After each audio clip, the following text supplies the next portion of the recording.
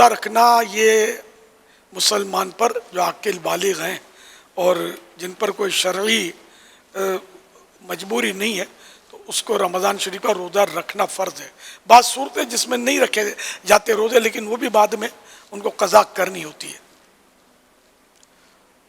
اور ایک صورت یہ ہے شیخ فانی والی کہ اس کو پھر روزے کے بدلے فدیہ دینا ہوتا ہے، لیکن یہ کہ وہ اس کے مسائل ہیں، ہر ایک کے لیے نہیں ہے۔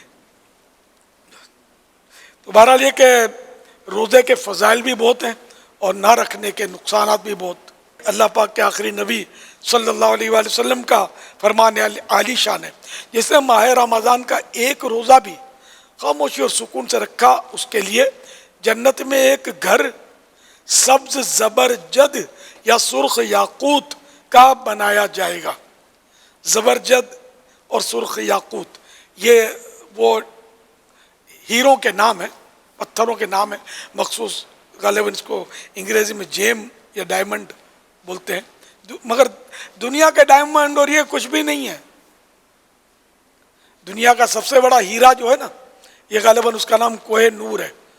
تو یہ کوہ نور بھی جنت شریف میں جو مکانات ہیں نا، ان کے کسی ایک ذرے کے کروڑویں حصے کو بھی یہ کوہ نور پہنچ نہیں سکتا۔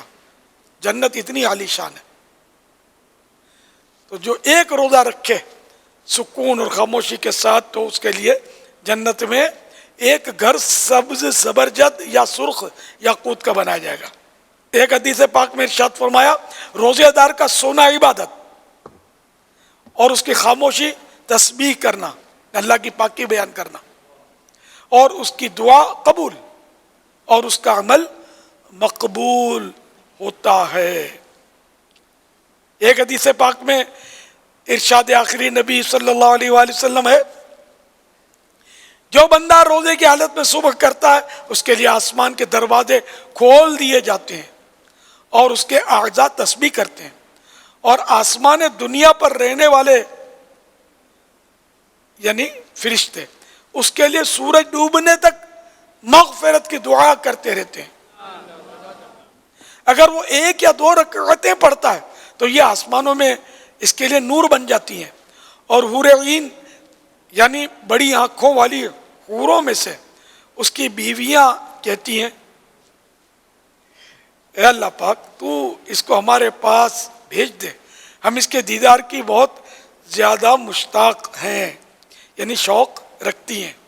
اور اگر وہ یعنی وہ روزے دار اگر لا الہ الا اللہ یا سبحان اللہ یا اللہ اکبر پڑھتا ہے تو 70,000 فرشتے اس کا ثواب سورج ڈوبنے تک لکھتے رہتے ہیں۔ اور بھی بہت سارے فضائل ہیں۔ تو اتنا پیارا روزہ یا چھوڑنے والے چھوڑ دیتے ہیں، ایک روزہ، تو پورے ماہ کے روزوں کی تو پھر کیا شان ہوگی۔ یہ اللہ کا کتنا بڑا انعام ہے کہ تھوڑے سے عمل پر اتنا زیادہ ثواب مرحمت فرماتا ہے، اتنا زیادہ۔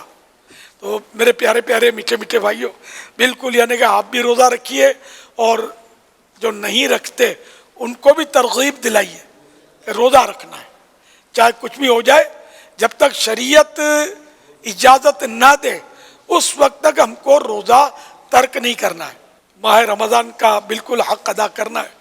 حدیث پاک میں اللہ کے پیارے پیارے آخری نبی صلی اللہ علیہ وسلم کا ارشاد گرامی کہ میری امت ذلیل و رسوا نہ ہوگی جب تک وہ ماہ رمضان کا حق ادا کرتی رہے گی۔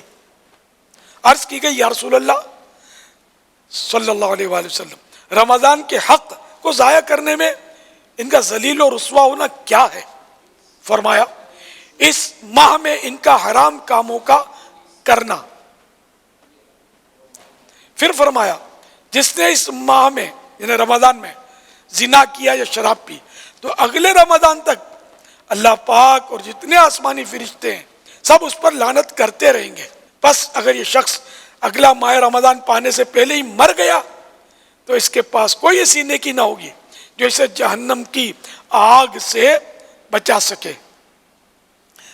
بس تم ماہ رمضان کے معاملے میں ڈرو، کیونکہ جس طرح اس ماہ میں اس منتھ میں اور مہینوں کے مقابلے میں نیکیاں بڑھا دی جاتی ہیں. اسی طرح گناہوں کا بھی معاملہ ہے. توبو الی اللہ استغفر اللہ. اللہ پاک ہم کو رمضان کا حق ادا کرنے کی سعادت بخشے اور گناہوں سے بھی بچائے اور نیکیاں ہی نیکیاں ہم کرتے رہیں.